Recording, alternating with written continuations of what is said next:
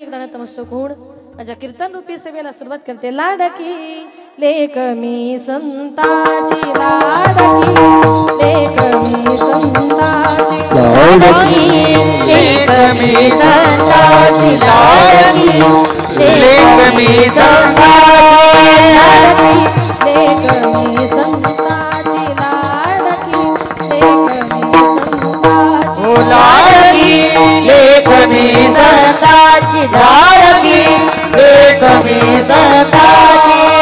मजवरी कृपा बहुताची, मजवरी कृपा बहुताची, लाडकी लेक मी संताची, लाडकी लेक मी संताची. मजवरी कृपा बहुताची, मजवरी कृपा बहुताची, लेक मी संताची, लाडकी लेक मी संताची, संताची.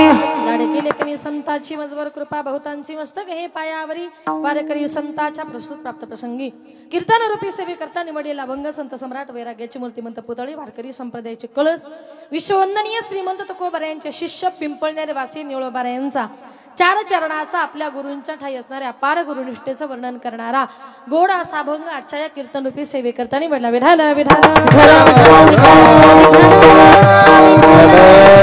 केली पायवाट उल्लंघिला माया घाट या अभंगाद्वारे माझे निळोबाराया तुम्हाला मला प्रत्येकाला एक परमार्थाची वाट दाखवण्याचा प्रयत्न करतात.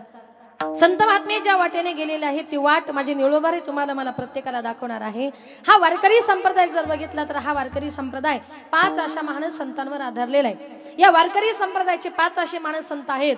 पहिले संत आहेत नामदेवराय, दुसरे आहेत ज्ञानोबाराय, तिसरे आहेत नाथ महाराज, चौथे आहेत तुकोबाराय आणि 5वे आहेत निळोबाराय. या 5 मिळून सिद्ध असा संप्रदाय तयार झाला की ज्याप्रमाणे या वारकरी संप्रदायातले हे 5 संत जर बघितले आणि त्यांचे गुण जर बघितले तुम्हाला थोडस बोलायचंय. माझ्या नामदेव महाराजांजवळ आहे प्रेम, ज्ञानोबारायांजवळ आहे ज्ञान, नाथ महाराजांजवळ आहे शांती, तुकोबारायांकडे आहे वैराग्य आणि निळोबारायांकडे आहे गुरुनिष्ठा. की ज्याप्रमाणे आपल्या जीवनामध्ये प्रेम, ज्ञान, शांती, वैराग्य आणि सद्गुरुनिष्ठा हे माणसाचे जीवन सार्थ करणारे 5 पायऱ्या आहेत. याच्यातली एक जरी कमी झाली ना माणसाच्या जीवनाला कुठल्याही प्रकारचा अर्थ राहत नाही. म्हणून वारकरी संप्रदायामध्ये जीवन जगत असताना भगवान परमात्म्यावर प्रेम कसं करावं, किती करावं हे माझ्या नामदेव महाराजांकडून शिकावं. कारण नामदेव महाराज म्हणजे प्रेमाचे भंडारे आहेत. नामदेव महाराजांनी त्या पांडुरंगावर इतकं प्रेम केलं, इतकं प्रेम केलं का नामदेव महाराजांच्या प्रेमा खातर देवानं त्यांच्या हातचं दूध प्यावं. नामदेव हाती दूध प्याला, त्यांच्या बरोबर जेवण करावं, नैवेद्य हातीचा मूर्ती जेवी. इतकं प्रेम त्यांनी भगवान परमात्म्यावर केलं का नामदेव महाराजांची प्रत्येक गोष्ट देवाला ऐकावी लागली. वारकरी संप्रदायाचा दुसरा गुण बघितला तर ज्ञान. इतकं ज्ञान, इतकं ज्ञान, किती ज्ञान, ज्ञानाचा सागर. ज्याच्या जवळ ज्ञानाचा अथांग सागर आहे ते ज्ञानोबारे या जगाला केवळ ज्ञान देण्याकरता आलेले आहेत, मग ज्ञानाचा मार्ग दाखवण्याकरता आलेले आहेत. मग जीवन जगताना आपल्या जवळ काय हवं? ज्ञान हवं. कारण ज्ञान असेल तर आजूबाजूचे 4 लोक आपल्याला नमस्कार करतात, पण अज्ञानपणामुळे आजूबाजूचे लोक आपली टिंगल सुद्धा करतात. म्हणून जीवनामध्ये किंमत आहे ती ज्ञानाला. आता ज्ञान किती महत्वाचे. ज्ञान जर असेल तर 4 लोक आपल्या समोर वागतात. बघा, लांबचा नाही पटण्याकरता माझं स्वतःचं उदाहरण देते. मी तुमच्या सर्वांपेक्षा वयाने लहान कीर्तनकार आहे की नाही, महिला मंडळ आहे, पण तरी सुद्धा आमच्यासारखी महाराज लोक तुमच्या गावामध्ये कीर्तनाला आली तर तुमच्यासारखी वयस्कर माणसं महाराज गाडीच्या खाली उतरली का पहिले 2 हात जोडतात. महाराज समोर दिसलं की असं थोडंसं कमरेत वागतात आणि म्हणतात ताई जय हरी. म्हणता की नाही? का ताटमाण्यानं म्हणता? अजिबात नाही. कारण तुम्हालाही माहितीये यांच्याजवळ थोडंसं काहीतरी देवाचं ज्ञान आहे, म्हणून आजही लोक नमस्कार करतात ते तुमच्या ज्ञानाला. अज्ञानपणामुळे काय होत आहे का, एका गावात एक मनुष्य रात्रंदिवस दारू प्यायचा, पण त्याचा मुलगा इतका हुशार का त्याने 1ली पासून 10वी पर्यंत वर्गामध्ये कधीच 1 नंबर सोडला नाही. आता एक दिवस त्याच्या मुलाचा 10वीचा रिझल्ट होता, त्याच्या बापाने थोडीशी घेतली कळताना बिस्लरी नाही बरं, थोडीशी घेतली, शाळेच्या गेटच्या बाहेर जाऊन थांबला. आता प्रत्येक मुलगा आपला रिझल्ट घेऊन येऊ लागला. त्याने एका मुलाला विचारलं, बाळा तुझा किती नंबर आला? त्याने सांगितलं, काका माझा 20 नंबर आला.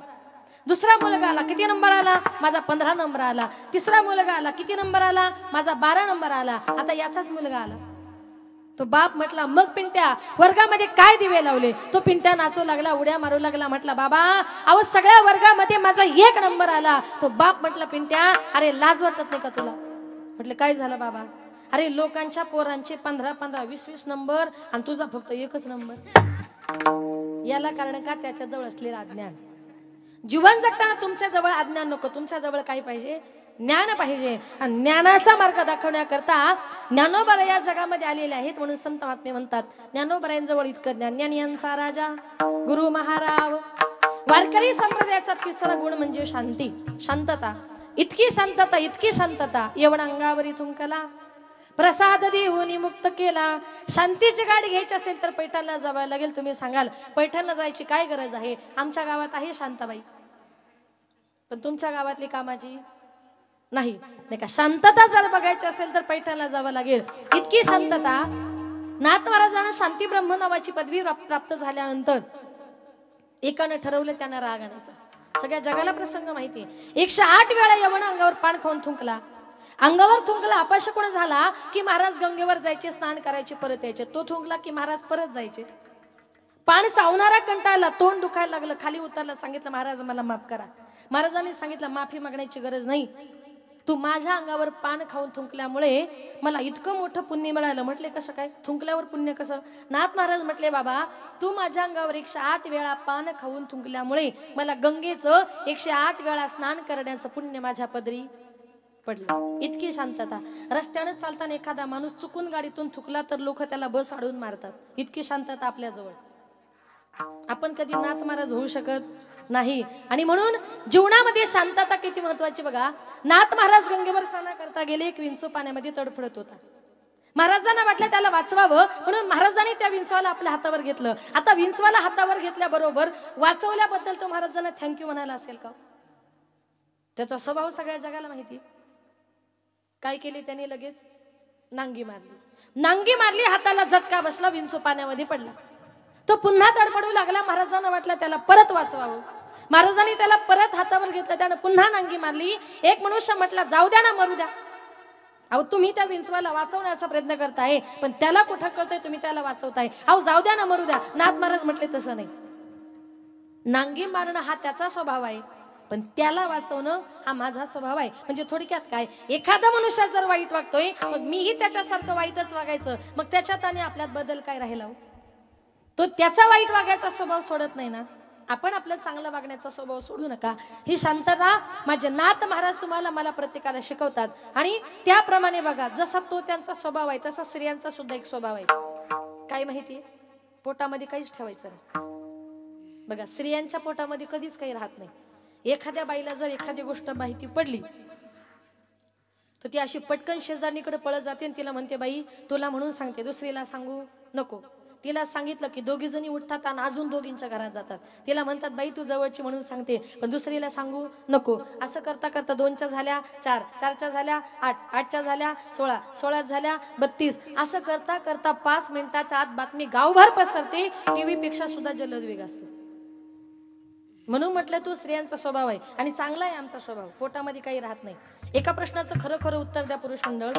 अटॅकचं प्रमाण महिलांमध्ये जास्त की पुरुषांमध्ये? कुणामध्ये? पुरुषांमध्ये. का? तुम्हाला जर एखादी गोष्ट माहिती पडली ना, तुम्ही इतकी मनामध्ये दाबून ठेवता, इतकी मनात दाबून ठेवता का त्याचा तुमच्या रक्तदाबावर परिणाम होतो. एक दिवस तुम्हाला अटॅक येऊन तुम्ही मरता, पण तुम्ही कोणाला सांगत?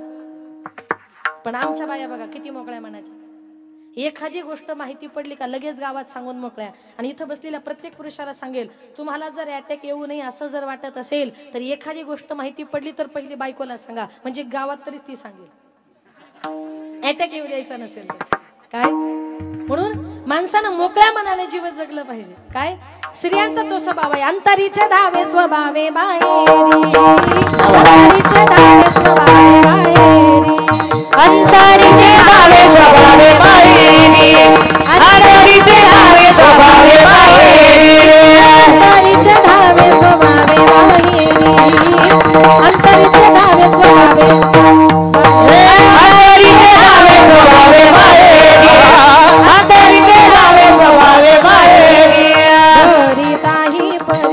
दरिताही परी आवणे ना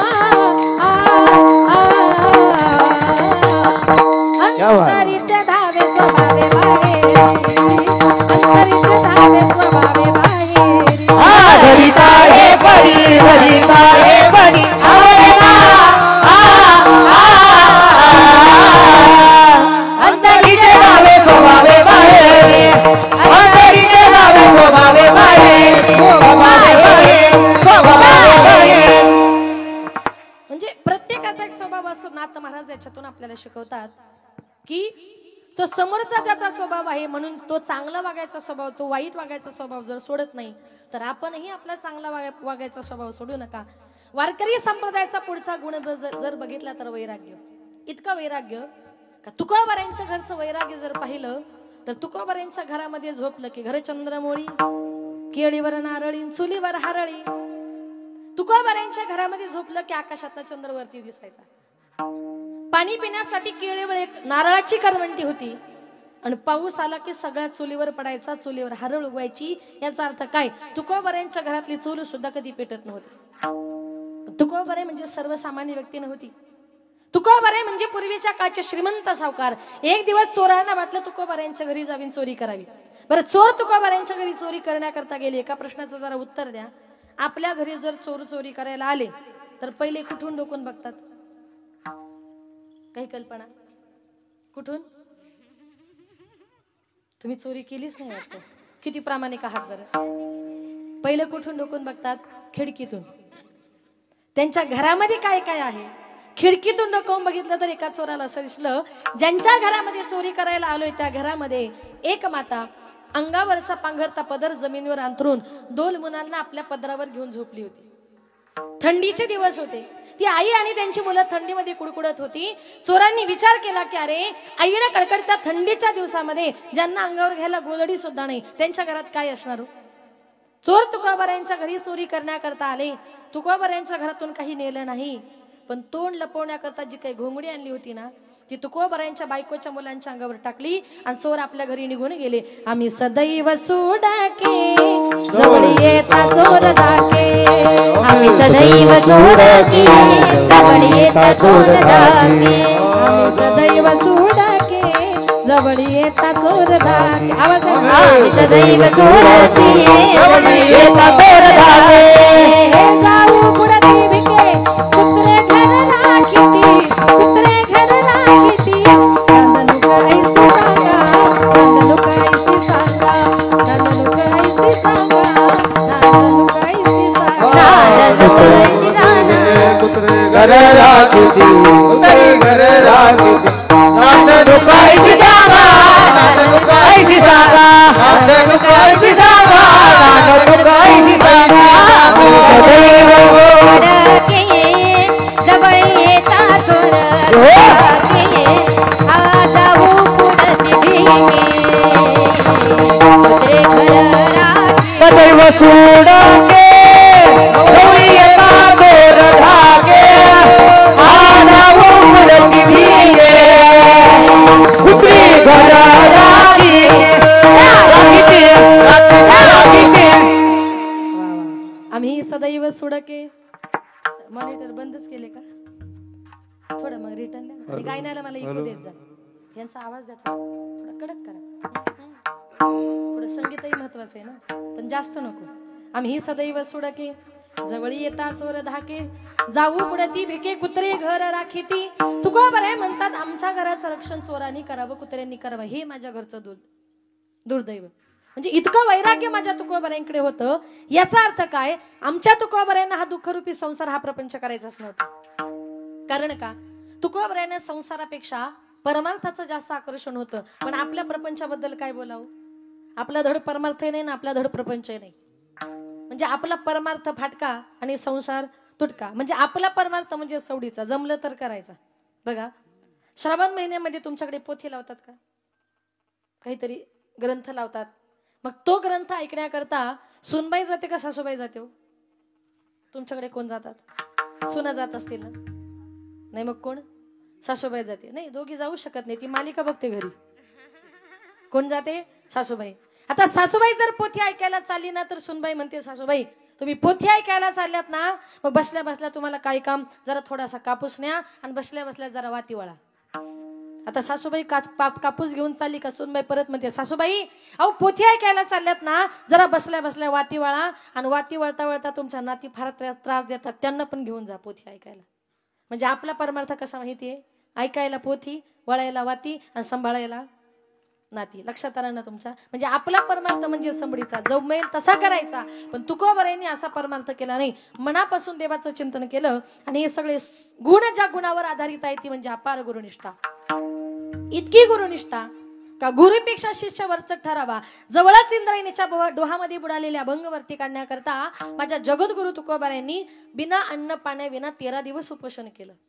पण तुकोबाराय वैकुंठाला गेले ही बातमी निळोबारायांना कळाली आणि त्यांनी ठरवलं जोपर्यंत माझे गुरु वैकुंठातून मला भेटण्याकरता येत नाही तोपर्यंत मी अन्न पाण्याला स्पर्श करणार नाही. निळोबारायांनी उपोषण करायला सुरुवात केली. 10 दिवस झाले, 20 दिवस झाले, 30 दिवस झाले, निळोबाराय अन्न पाणी घेना.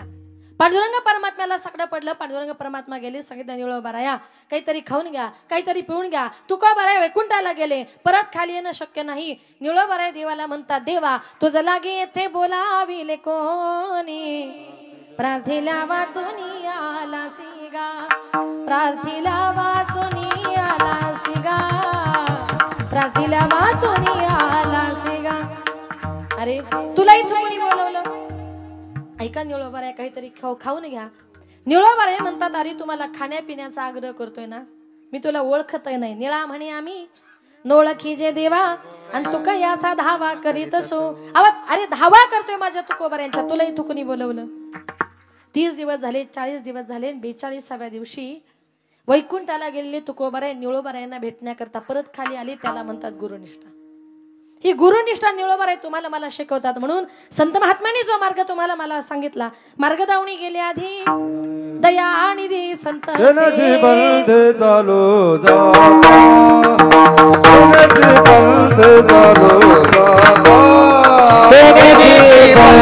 जाता, चालू जाता,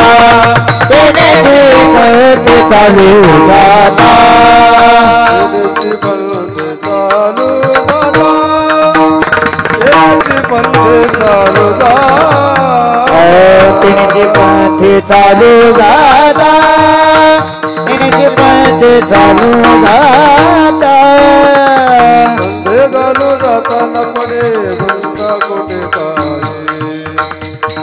न पडे गुंडा कोटे काय, न पडे गुंडा कोटे काय, न पडे गुंडा कोटे काय, न पडे गुंडा कोटे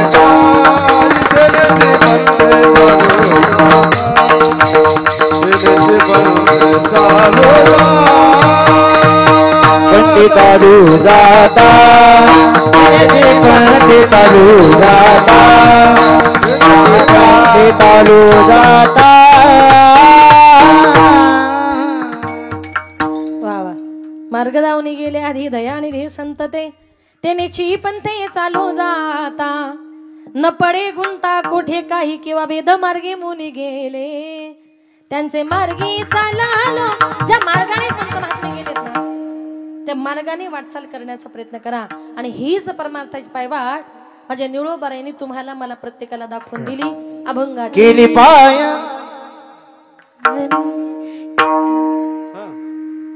केली पाय वाट, केली पाय वाट, केली पाय वाट, केली पाय वाट, पाय वाट, केली पाय वाट, केली पाय वाट, केली पाय वाट, केली पाय वाट, केली पाय वाट, केली पाय वाट, केली पाय वाट, केली पाय वाट, केली पाय वाट, केली पाय वाट, केली पाय वाट, उलंगीला माया घाट, उलंगीला माया घाट, दिवी हरी आठविला, हरी आठविला, दिवी हरी आठविला, हरी आठविला, उलंगीला माया घाट, उलंगीला माया घाट, हरी हरी श्री हरी आठविला, श्री हरी आठविला, आठविला, केली पाय वाट.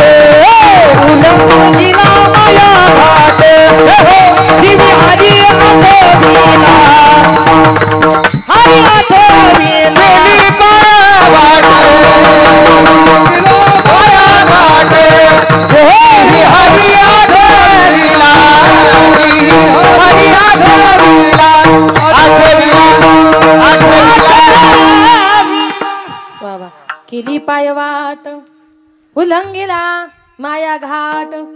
निळोबाराय म्हणतात संत महात्म्यांनी जी वाट दाखवली त्या वाटेनं तुम्हाला मला जायचंय. ती वाट कुठली माहितीये? मार्ग आहे नीट पंढरीचा. संतांनी सांगितलेल्या मार्गाने जा, कारण हा जो काही देह दिलाय ना हा फक्त हरिपाठाला जाण्याकरता, कीर्तनाला जाण्याकरता, भजनाला जाण्याकरता. या देहानं माणसानं हरिपाठाला गेलं पाहिजे, कीर्तनाला गेलं पाहिजे, भजनाला गेलं पाहिजे, आळंदीला गेलं पाहिजे, पंढरपूरला गेलं पाहिजे, नाही का. देवे दिला देह भजना गोमटा. त्याचं भजन पूजन नामचिंतन करण्याकरता दिलाय. आणि जन्माला येऊन जर या देहाने तुम्ही जर देवाचं चिंतन केलं नाही तर काय होतं? देवाचे भजन देवाचे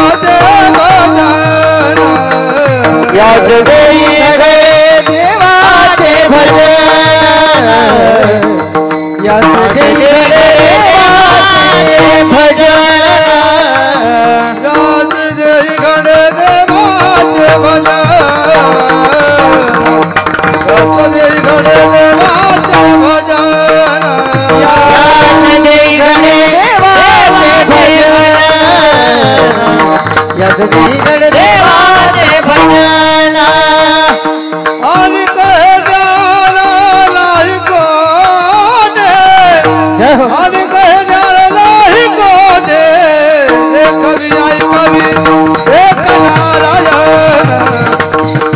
नाही कोणे आणि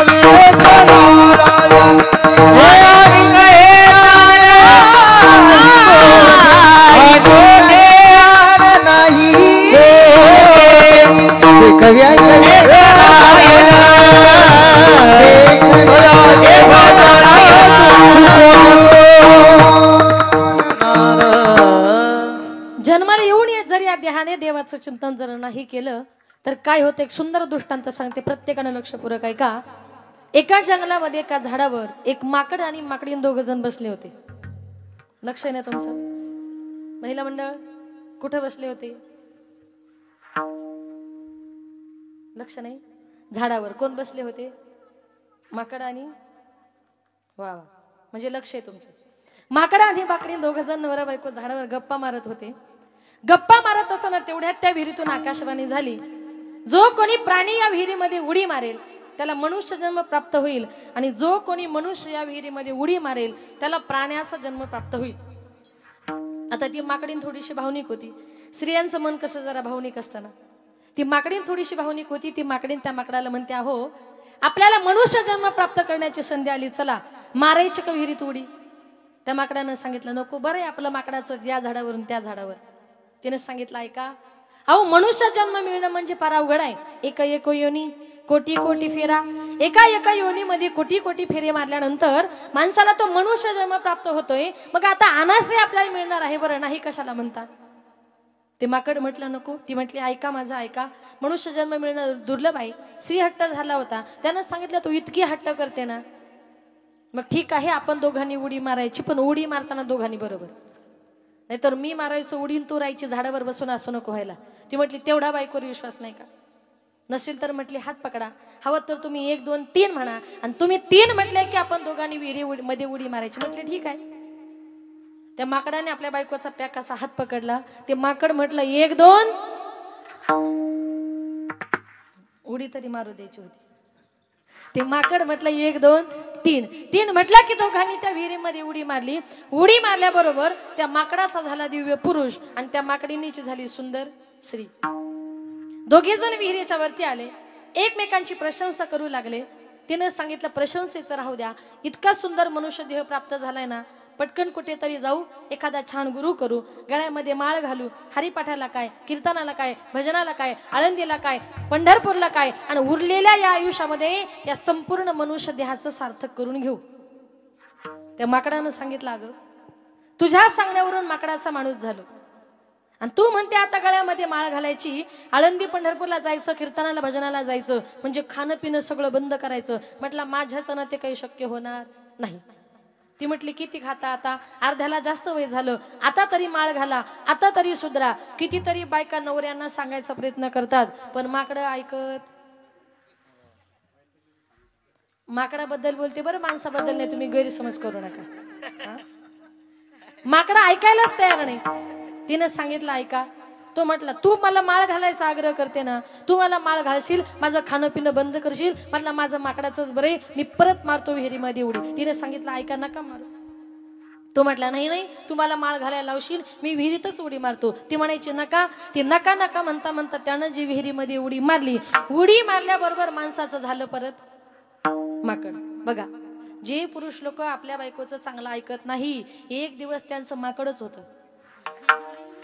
चांगलं म्हटलं बरं, सगळं नाही. काय जे पुरुष लोक बायकोचं चांगलं ऐकत नाही बघा, त्यानं बायकोचं चांगलं ऐकलं नाही, त्याच्यामुळे त्या पुरुषाचं झालं परत माकड. आता ते माकड विहिरीच्या वरती आलं.